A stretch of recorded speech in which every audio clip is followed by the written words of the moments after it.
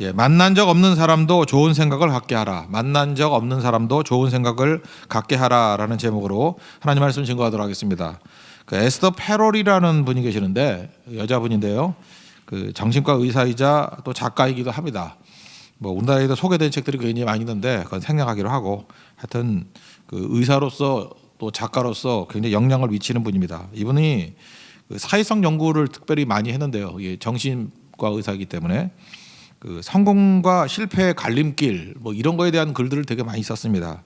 그런데 성공과 실패의 갈림길이 뭐냐? 한마디로 말하자면 관계예요. 그러니까 성공적 관계를 맺는 사람이 성공하는 사람이고 실패적 관계를 맺는 사람이 실패하는 사람이다. 그런 겁니다. 그래서 어디서부터 인생을 풀어야 되느냐? 이분 강조점이 이거예요. 항상 관계로부터 문제를 풀어야 된다. 삶의 질이라는 것은 관계의 질과 일치한다. 뭐 이런 접근입니다. 근데 이제 그걸 좀 더 들어가면은 관계가 좋은 사람의 핵심 언어가 뭐냐 그랬더니 그걸 또 축약하면 감사라더라는 거예요.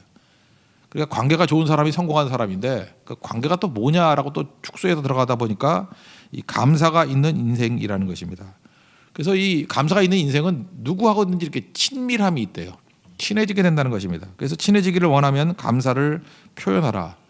감사는 친밀함의 지름길이다 이렇게 얘기를 합니다. 감사를 하면은 관계가 자꾸만 친밀해지고요. 이건 인간도 그렇고 하나님과의 관계도 그렇겠죠. 반대로 불평을 하면 관계가 멀어지게 된다라는 것입니다. 감사는 고마운 이에게 표현할 수 있는 올바른 표현이고요. 그리고 불평은 고마운 이에게 행할 수 있는 그릇된 행동이겠죠. 그러니까 감사, 불평 이걸 되게 대비하는 접근들을 많이 한다는 것입니다. 우리가 믿는 사람이니까 하나님과 가까이 하는 게 굉장히 중요한 거죠. 하나님이 가까이 하면 하나님 임재하시면 영광이 임하게 되고 영광이 임하게 되면 우리 삶 전체에 그림자가 없는 인생이 되겠죠. 그러니까 하나님께 가까이 가는 방법이 뭐냐? 그럼 이것도 감사죠. 감사는 하나님과의 관계를 친밀하게 만드는 힘이고 하나님과의 관계가 잠깐만 멀어지는 방법이 뭐겠습니까?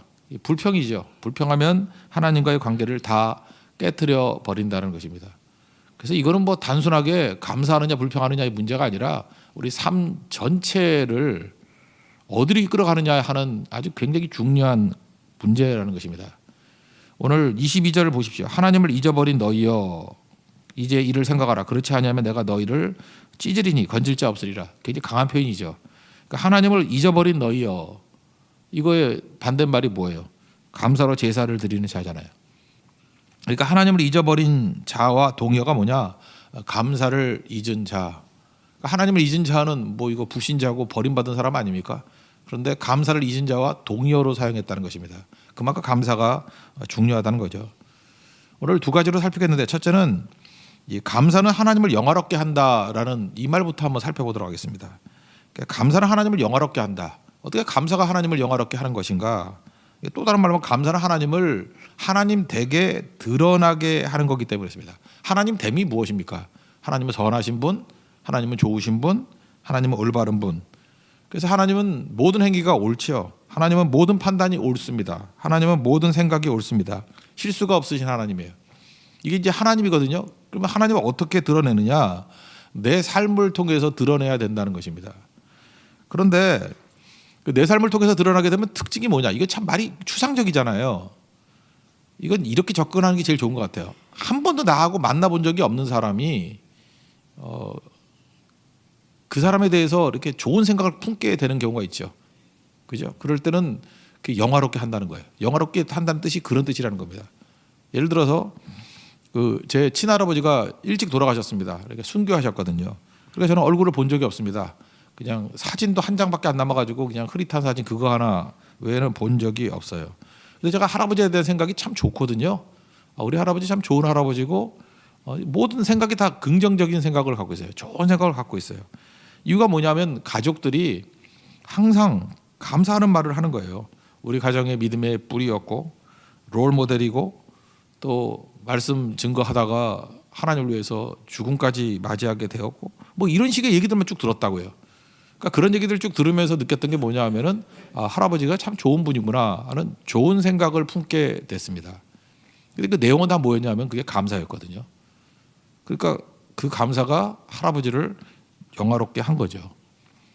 그러니까 우리가 누굴 만나본 적이 없습니다. 만나본 적이 없는데 그 사람에 대해서 좋은 생각을 갖게 돼 있어요.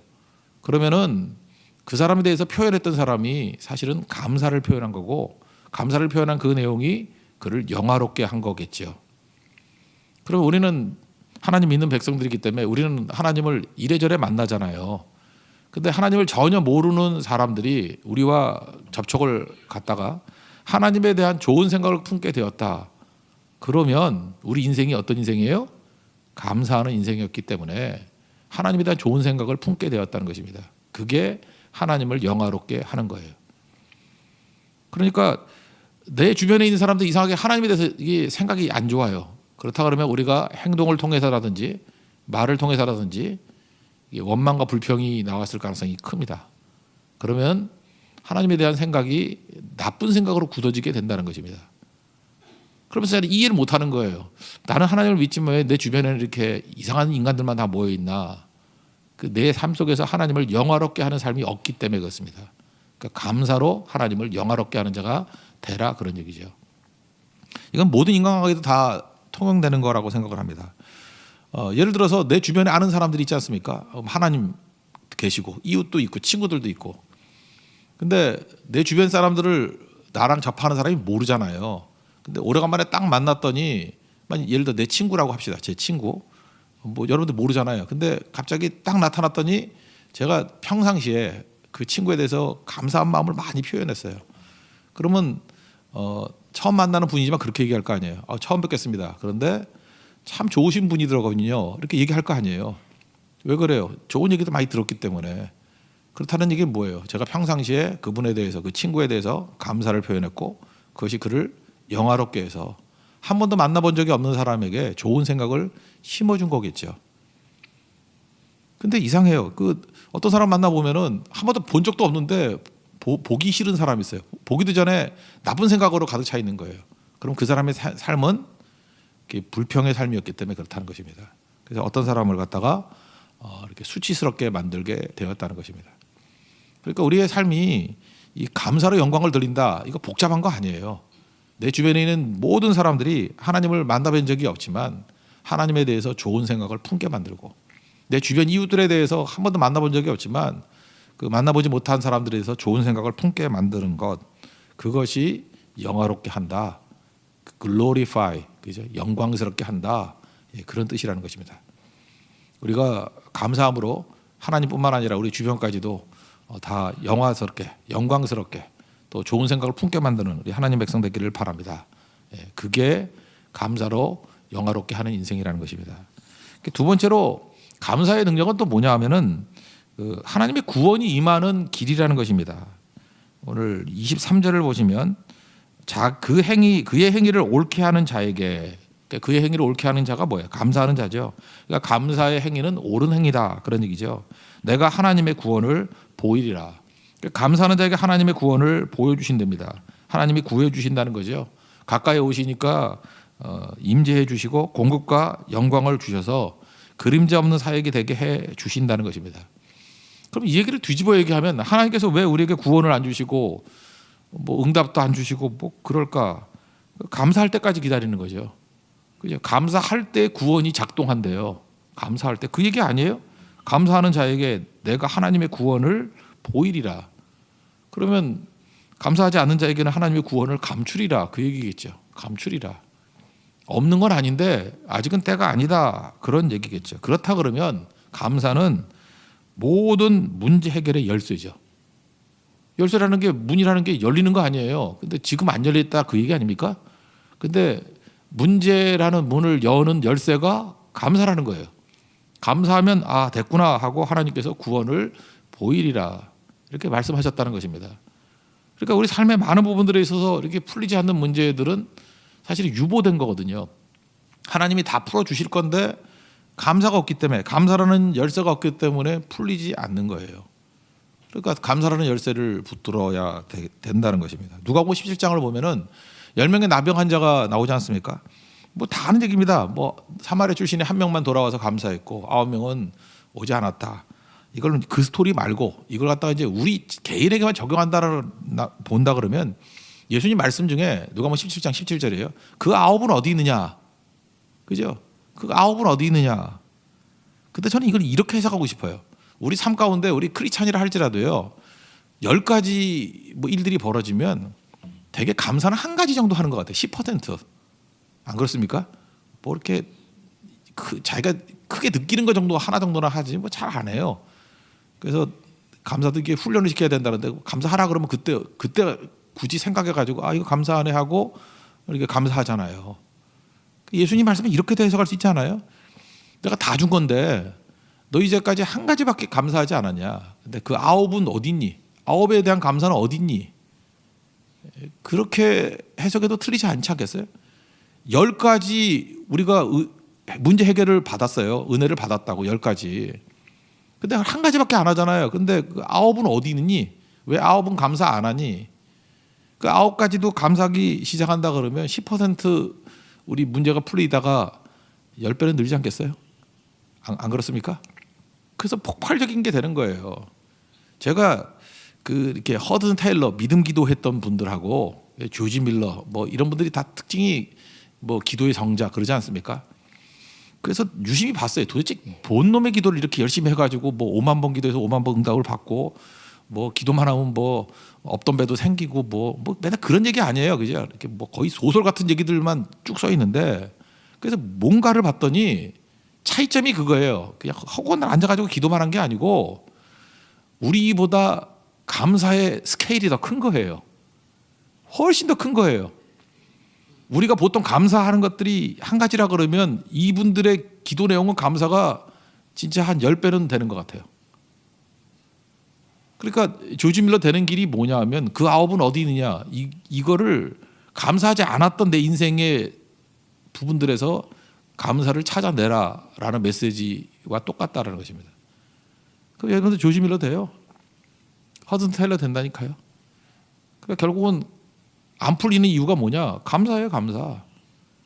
이 감사라는 건요, 문제가 다 해결되고 난 다음에 하는 것도 있지만 여전히 문제 중에 있을 때 좀 미리 감사하는 것도 필요하죠. 다니엘 사자굴 들어갈 위기 속에서 들어가서 감사한 게 아니고 6장 10절 보세요. 그 사자굴 들어가기 전에 예루살렘을 향해서 감사했다 그러잖아요. 기도했다고. 그러니까 사전에 감사한 거고 사실은 고난 중에 감사한 거고. 근데 또 막상 사적으로 나갔을 때는 별 감사 없는 것 같아요. 그때 찬송했다. 그것도 감사겠죠, 그죠? 근데 더 위대한 건 뭐냐면은 그 와중에 그러니까 문제가 풀리는 거죠. 사전에 열쇠 갖고 들어가는 거죠. 그게 진짜 능력이 될 수 있다는 것입니다. 마지막으로 아까 그 에스더 패럴 얘기했죠. 패럴 이거 우리나라 정황엔 정확하게 맞지는 않는 것 같은데 이 감사가 어떻게 구원의 문을 열어주는지 문제 해결의 열쇠가 되는지를 뭐 이런 예를 하나 드러났더라고요. 자기 딸 얘기인데 딸이 이제 대학을 가려고 하는 상황이었던 거 봅니다. 근데 미국에서는 이렇게 지나가게 앞두고 뭐 이렇게 학교들 방문하는 게 있는가 봐요. 그래서 의과대학을 가고 싶은데 여기도 스카이 캐슬인가 보죠. 예, 의과대학을 가고 싶은데 그 의과대학에 딸린 치료센터를 이렇게 방문하는 일이 아마 프로그램이 있는가 봐요.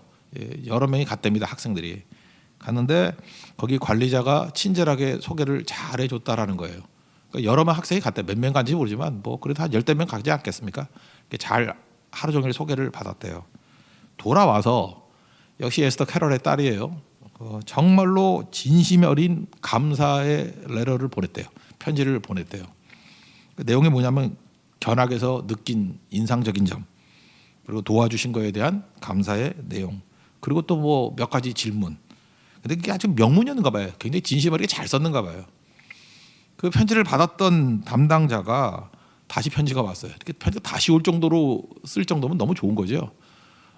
따님의 그 열정과 가능성에서 좀 더 알고 싶습니다. 뭔가 좀 조짐이 이상하죠. 그래서 딸에 대해서 좀 더 알고 싶다고. 그래서 또 한번 만나자고. 뭐 이러다가 해서 결론적으로는 이거예요. 시험도 안 보고 붙었대요, 대학. 우리나라에서 그런 부정이라 그럴지 모르지만 미국은 되는가 보죠, 이게. 그 학교의 권위를 믿어주니까. 그러면서 이 에스더 페럴이 이렇게 얘기하는 거예요. 만약에 내 딸에게 있어서 감사가 없었다 그러면 아무 일도 벌어지지 않았다고. 그런데 내가 잘한 건 딱 하나 있다고. 그게 관계의 중요성. 관계의 가장 중요한 언어는 감사인데 감사를 표현하니까 이렇게 대학의 길이 열리게 되었더라 그 얘기예요. 그래서 항상 자기 가정에서 하는 일이 뭐냐? 수고에 대해서 인정하고 감사하는 일, 그치지 않는다. 그리고 언제나 관심을 표명해 주는 거. 감사라는 걸 이분은 또 그렇게 표현하더라고요. 관심을 표명해 주는 거. 그 일에 대해 관심.